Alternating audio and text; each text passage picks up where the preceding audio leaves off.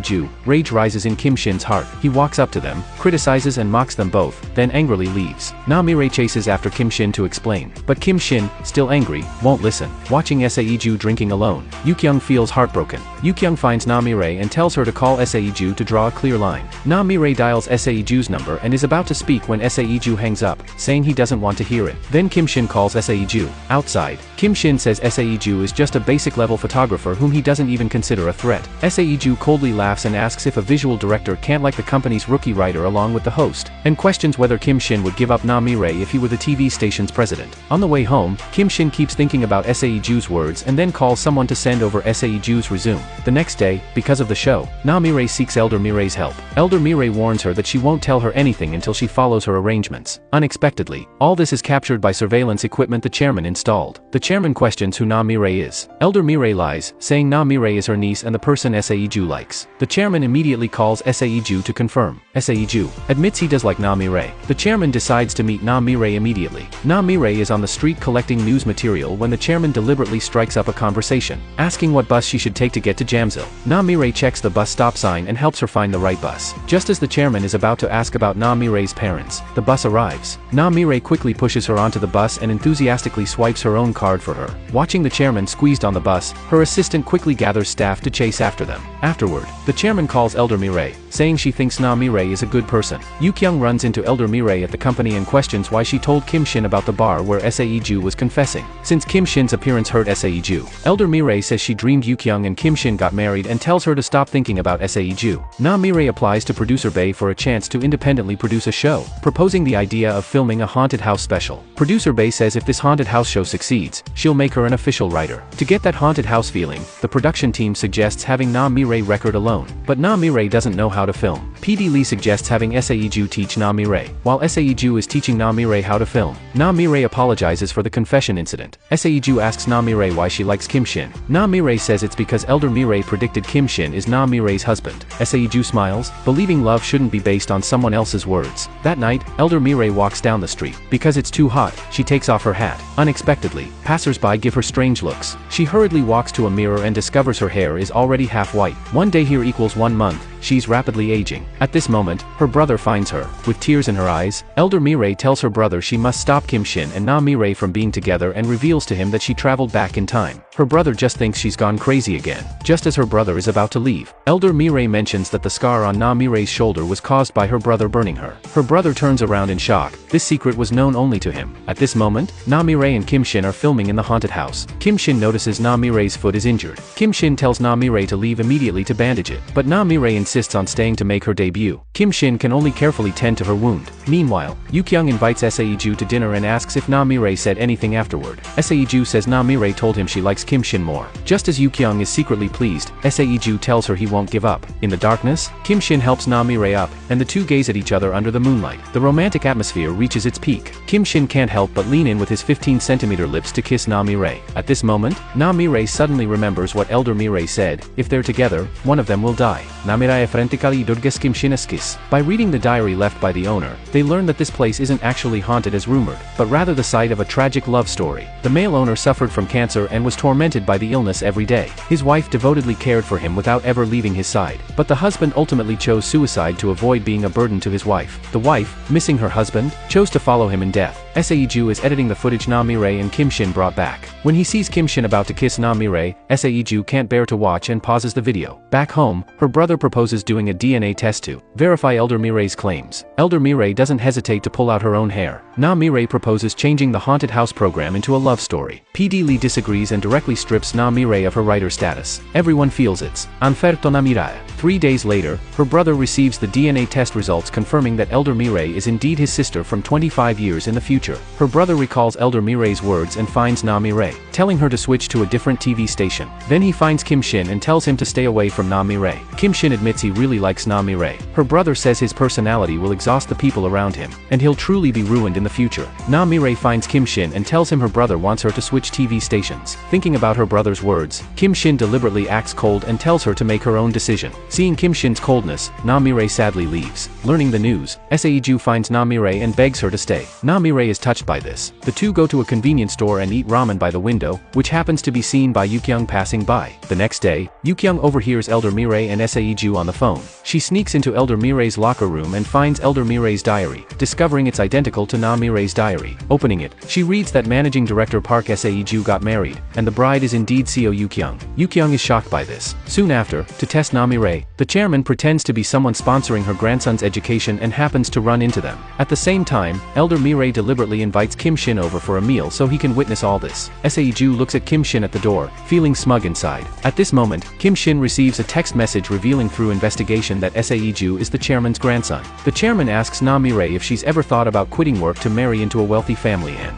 live an easy life with a rich man's son. Na Mirai says marrying into that kind of family would make her lose her dreams. The chairman asks if she likes Saeju. Na Mirai only says she considers him a friend. Saeju quickly adds that people's hearts can change. The chairman presses on, asking who the person she likes is. Na Mirai doesn't answer and deliberately changes the subject. Meanwhile, Kim Shin doesn't understand why Elder Mirai always targets him. Elder Mirai recalls her past. After Kim Shin lost his anchor job, he became self-destructive. She would come home exhausted every morning only to find him lounging on the couch watching TV. She knows he wouldn't believe her even if she told him, so she simply stays silent. On the other side, Yukyung is still reading Elder Mirai's diary. Hearing Elder Mirai's footsteps, Yukyung quickly tears out a page and hides it in her pocket. Elder Mirai sees Yukyung holding her diary and snatches it back. Yukyung probes, asking if Elder Mirai is envious that she and Saeju got married. Elder Mirai says it's just a novel she wrote. The next day, Yukyung comes to the office and, when no one's around, takes photos of Na Mirai's diary with her phone. Yukyung sends out the torn diary page and the photos, asking someone to confirm if they're from the same person. The haunted house show is being test broadcast with PD Lee excitedly directing from the sidelines. Na Mirai is disappointed seeing her work not being presented according to her vision. But at the end of the show, Kim Shin tells the poignant love story. PD Lee is furious, but Na Mirai's eyes fill with tears. Na Mirai excitedly runs to find Kim Shin, but he's already left. Na Mirai calls Kim Shin, but he sees the phone ringing and doesn't answer. Driving past the company entrance, he sees Na Mirai, recalls what her brother said to him, and sadly drives away. Yukyung receives the diary comparison results confirming the diary entries are from the same person. Yukyung finds Saeju and tells him everything, informing him that Elder Mirai traveled back from the future. Saeju asks, with a smile, what's written in the diary. Yukyung says it says they'll get married. Saeju laughs and says that's absolutely impossible. Yukyung is very disappointed by this. Soon after, the chairman finds Elder Mirai, hoping she'll predict her grandson's future. Elder Mirai deliberately says Saeju will become a beggar. The chairman is dissatisfied with this result and asks Elder Mirai to continue predicting. Elder Mirai takes the opportunity to ask her to continue funding her treatment. The chairman naturally doesn't refuse. Na Mirai searches newspapers and magazines for news leads and discovers through investigation a karaoke bar manufacturing fake foreign liquor. So Na Mirai cuts her hair, puts on makeup to look like a job applicant, and buys a pair of recording glasses. She comes to the company to tell everyone she wants to investigate. Na Mirai's idea gets everyone's approval, but her brother objects, worried about her safety. Saeju offers to personally protect Na Mirai. Her brother asks Saeju if he knows how to fight. Saeju boasts that he never lost a fight abroad as a kid. Her brother happily puts his arm around Saeju and asks him to protect his sister. Watching the three of them leave happily, Kim Shin feels a pang of sadness. Saeju takes Na Mirai to the karaoke bar and teaches her how to use the hidden camera to film.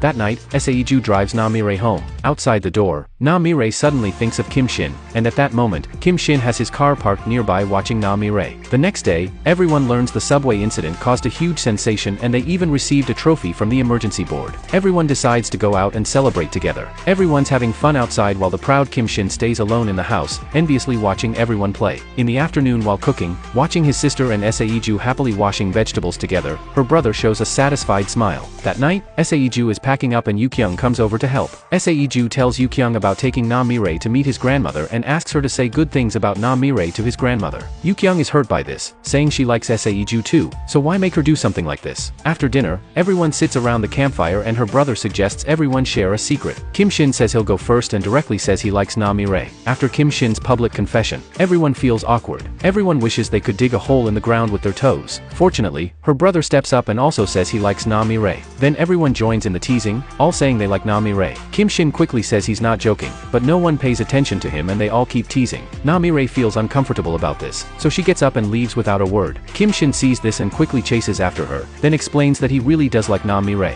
Na Mirai says she hasn't felt his sincerity. According to plan, Na Mirai goes to help in the bar's kitchen, preparing to find an opportunity to enter the back room where the fake liquor is made. Kim Shin asks colleagues about the bar where Na Mi-rae is working, but everyone deliberately avoids him. Producer Bae sees Kim Shin's concern and tells him the address of the bar where Na Mi-rae works. Kim Shin arrives outside the bar and is recognized by a waiter who says he's a fan. Kim Shin tells the waiter his sister is working inside and asks him to look after her, leaving his phone number. Kim Shin sits by the window across from the bar, ready to keep an eye on the bar's activities. Sae-ju comes over and asks Kim Shin why he doesn't just go see Na Mi-rae directly. Kim Shin instead asks when he'll be fired. Sae-ju says seriously that Kim Shin has commercial value to him. A worker making fake liquor suffers alcohol poisoning and is carried out. Na Mi-rae volunteers, saying she can go in as a replacement. Na Mi-rae diligently mixes the liquor, but because she's too focused, she attracts the manager's attention. The manager discovers something wrong with Na Mi-rae's glasses, furiously smashes them on the ground, and ties Na Mi-rae to a chair. Just then, the waiter comes in to deliver drinks and realizes something's wrong. He calls Kim Shin's phone. Kim Shin quickly notifies Na Mi-rae's brother and calls the police. Meanwhile, Sae-ju receives a call from the undercover waiter and quickly sends his men to stall for time. At this moment, Na Mi-rae tries to escape but gets beaten by the bearded man. At the critical moment, the waiter rushes in and hits the bearded man with a bottle, untying the rope binding Na Mi-rae. The police also arrive at this time and take the criminals away.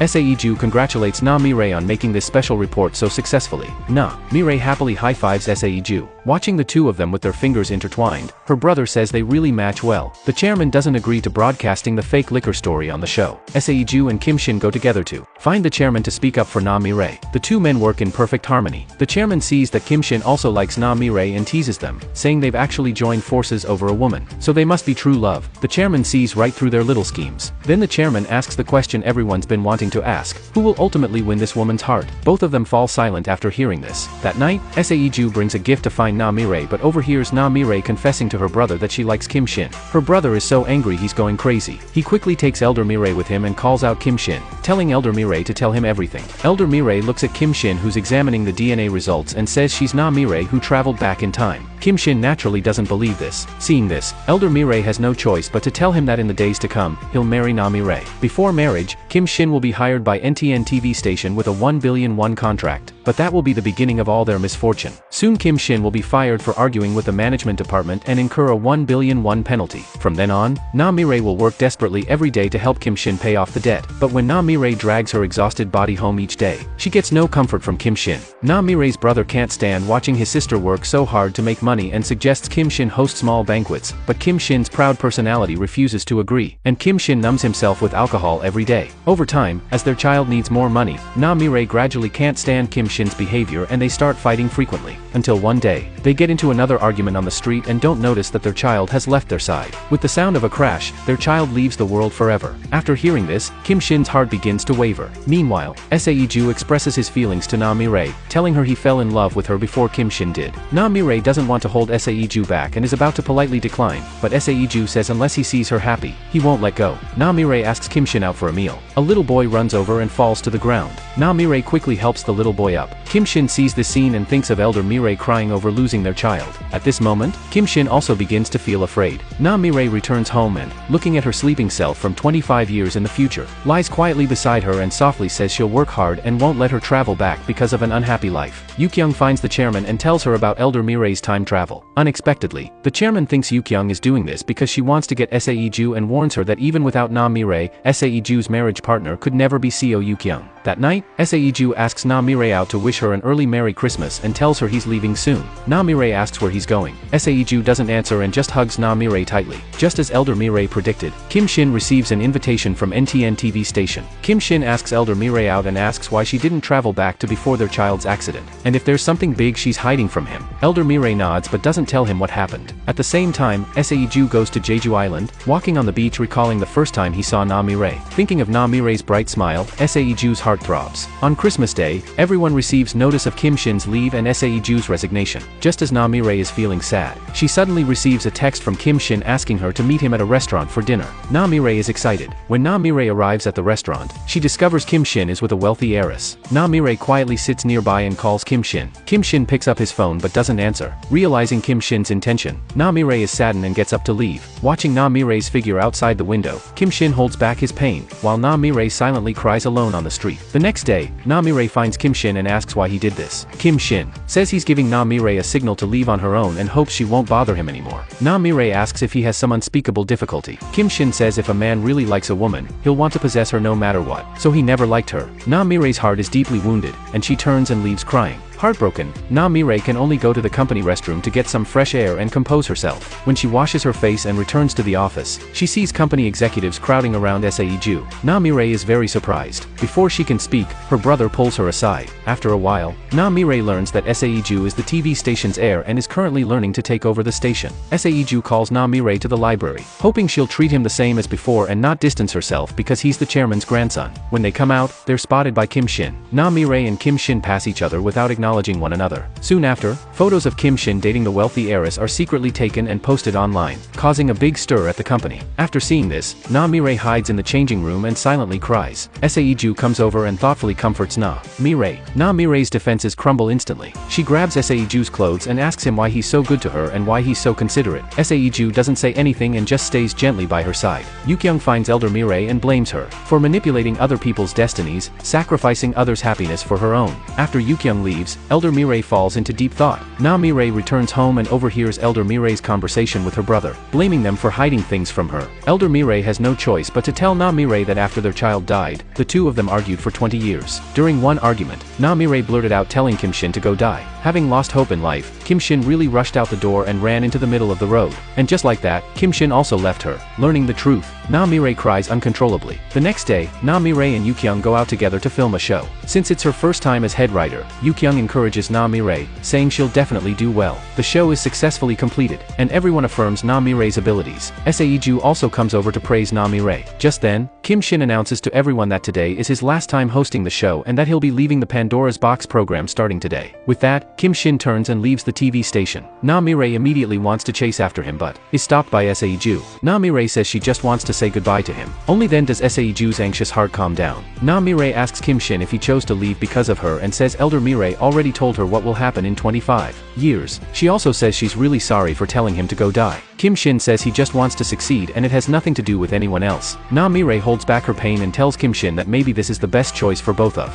them. Kim Shin laughs and thanks Na-mi-rae for traveling back from 25 years in the future to stop them from being together. Thanks to her, he can live a completely different life, and he sincerely hopes she and Sae-ju will be happy together. After leaving, Kim Shin sadly sits on the roadside. Meanwhile, Na-mi-rae is also heartbroken and crying non-stop. Sae-ju thoughtfully hands her his handkerchief. Na-mi-rae gently takes it, and looking at Sae-ju, she says this is the last time she'll cry over Kim Shin. That night, elder Mi-rae opens her notebook and discovers the recorded content hasn't changed at all. The scar Na-mi-rae got in the haunted house hasn't appeared on her own foot either. Elder Mi-rae is very confused. The next day, Na-mi-rae arrives at the company and finds the security guard is very attentive to her. Female colleagues are also gossiping about her relationship with director Sae-ju. Sae-ju calls Na-mi-rae to meet up, but Na-mi-rae doesn't want colleagues to misunderstand, so she wants to meet him outside. Sae-ju says he knows a perfect place. Elder Mi-rae prepares a table full of dishes waiting for Na-mi-rae, only to discover Sae-ju came home with Na-mi-rae. Her brother, elder Mi-rae, Sae-ju, and Na-mi-rae sit together for dinner. Everyone chats happily like a family. After dinner, Sae-ju comes to visit Na-mi-rae's room and says her room is as warm as he imagined and makes him feel very relaxed. With that, he lies on the bed saying he's too tired and closes his eyes. Watching the sleeping Sae-ju, Na-mi-rae gently covers him with her pink Barbie coat. Her brother happily tells elder Mi-rae in the living room that the more he looks at Sae-ju, the better he likes him. The next day, Sae-ju wants to buy clothes for Na-mi-rae, telling her to take whatever she likes and he'll buy everything for her. Na-mi-rae jokes, saying don't regret it, women never have enough clothes. Just then, Sae-ju sees Kim Shin and the wealthy heiress nearby too. Sae-ju lies, saying there's no discount now, and quickly pulls Na-mi-rae away. Na-mi-rae laughs, saying rich people are even stingier. Sae-ju quickly says they should pick a better, more expensive place, but Na-mi-rae takes Sae-ju to Dong Demon Wholesale Market instead. The two happily try on hats. Na-mi-rae picks out men's clothing for Sae-ju. Sae-ju says pitifully that he already has plenty plenty of clothes and reminds her that today is about buying clothes for her. Namire says the clothes are for another man. Seiju nervously asks who. Namire laughs, saying it's her brother, of course. Meanwhile, her brother, wearing the new clothes Elder Mirai bought him, arrives at an upscale restaurant only to learn his sister brought him here for a blind date. Never having dated before, her brother nervously tries to escape but is pulled back by his sister. Watching her brother on the blind date, Elder Mirai's eyes glisten with tears. Having done all this, Elder Mirai prepares to take the time machine back to her own world, but the man in black doesn't know how to operate the time machine. Elder Mirai senses something's wrong, snatches the time machine manual, and asks why there's no scar on her foot and why the diary hasn't changed. The man in black has no choice but to tell the truth. After Elder Mirai returns to her own world, nothing here will change. She's only changed the fate of Namire in this timeline, because Elder Mirai and Namire aren't in the same timeline at all. They're completely independent of each other. After hearing this, Elder Mirai drops the manual and frantically runs out of the time machine. Elder Mirai runs wildly down the street. She wants to tell Namire all of this. At this moment, Seiju is holding Namire's hand, about to walk her home. Namire mentions that when she went to Jeju Island before, she almost drowned in the ocean, but someone saved her, though she still hasn't found the savior. Seiju tells Namire that he's that savior and that he fell in love with her at first sight and has been silently liking her ever since. Namire is moved. Seiju takes out a ring he's been preparing and proposes to Namire. Seeing that Namire doesn't refuse, Seiju takes Namire's hand and puts the ring on her finger. The two happily embrace. Meanwhile, Kim Shin looks at the contract terms, which clearly state that in case of breach, he'll pay double the penalty. Kim Shin recalls what Elder Mirai said, but to make Namire give up on him, he still signs the contract. Elder Mirai finds her brother and tells him what the man in black said. Her brother tells Elder Mirai not to tell Namire the truth, hoping his sister can be happy with Seiju. The next day, Seiju takes Namire to a party with wealthy people. He thought Namire would really dislike this kind of occasion, but surprisingly, Namire happily says she's curious about what kind of people Seiju associates with. Just as they arrive at the banquet hall, they run into Kim Shin and the wealthy heiress. Seiju deliberately takes Namire's hand and introduces her as his girlfriend. During the meal, Seiju learns from friends that the wealthy heiress really likes Kim Shin and is preparing to get engaged to him. Hearing this, Namire makes an excuse to get up and go out to clear her mind, but unexpectedly runs into Kim Shin. Namire asks Kim Shin if he's doing well. Kim Shin says, as you can see, very well. Namire smiles and says the two of them are a good match. After Namire leaves, Kim Shin finally releases his emotions, and tears stream down his face. Seeing Namire return from her absence, Seiju anxiously stands up and asks where she went. Namire doesn't say anything and just looks at Seiju with a gentle expression. Namire returns home and sees her future self from 25 years ahead, saying she's really grateful she traveled back to change her fate. Kim Shin is doing so much better now than when he was with her. After hearing this, Elder Mirai feels she's hurt many people, but she doesn't have the courage to tell Namire the truth. The next day, Namire sees a man with a blood letter on his body. The man wants to seek justice for his deceased son because using Taegu Corporation's humidifier, the disinfectant inside caused severe lung damage to his 2-year-old son, leading to his death. Because Taegu Corporation is a major advertising supplier to all media outlets and has enormous influence, no TV station dares to report his grievances. Just as Namire is about to leave, she discovers 2 reporters interviewing him. Seeing the NTN logo on the reporters' bags, Namire immediately realizes this is related to Kim Shin. Namire calls Elder Mirai and asks about the reason for Kim Shin's breach of contract and debt. Elder Mirai says Kim Shin will suffer this fate because he reported content his superiors told him not to report. Counting the days, it's today. At the same time, the wealthy heiress tells Kim Shin not to get involved in this matter, or he'll be ruined. Kim Shin doesn't understand why doing the right thing is wrong. The victim runs to the TV station to find Kim Shin, believing he's a conscientious media person and hoping he'll help broadcast the story of what happened to his son. Kim Shin recalls what the wealthy heiress said and turns to leave. Before the evening news begins, looking at messages about the increasing number of victims from the disinfectant, Kim Shin sighs deeply. Just as the show is about to end, Kim Shin still reveals that the humidifier disinfectant produced by Taegu Corporation is harmful to people, with over 20 people suffering serious lung damage or even death. Everyone is shocked by Kim Shin's actions. Namire finds her colleagues, hoping everyone will work together to broadcast this story on the TV station. After Namire's persuasion, everyone agrees to fight alongside her. Namire finds Seiju and tells him her idea. Because Taegu Corporation is the TV station's main revenue source, Seiju is unwilling to oppose them.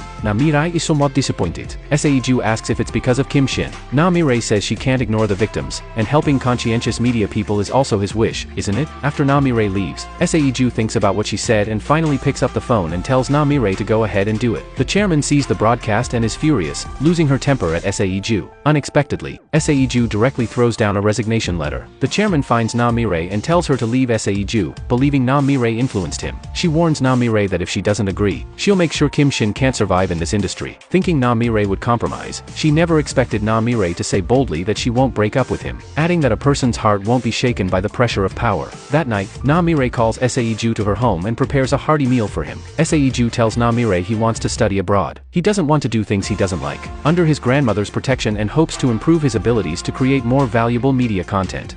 Ju wants Na-Mire to go with him. Na-Mire says she wants to be apart from him for a while, saying she's been accepting his efforts all along and wants to do something for him too. She wants more time to become a person who can help Ju. With that, Na-Mire takes off the engagement ring and tells Ju that if his heart hasn't changed in the future, he can give it to her then. Ju smiles, holds Na-Mire's hand, and tells her to keep wearing it, saying his feelings won't change. Na-Mire gets up to pour tea. Ju hugs Na-Mire from behind. Na-Mire gently holds Ju's hand, tears streaming down her face. Then the man in black brings news that Kim Shin from the other world was revived through CPR. Elder Mire decides to leave and return to her own world. At the same time, Kim Shin leaves the TV station, but his actions gain affirmation from many people. When Kim Shin walks out of the TV station, he sees Na-Mire walking toward him. Na-Mire tells him about Elder Mire leaving and tells him that Elder Mire's Kim Shin is still alive, but she still won't be with Kim Shin. After all, who would want to be with a man who owes 1 billion won in debt? Kim Shin laughs and pats Na-Mire's head. 3 years later on Christmas Eve, Na-Mire is already a well-known writer and is even invited by Yu Kyung to appear on her show. Today happens to be the day her new book is released. Ju finishes his study abroad early and returns home.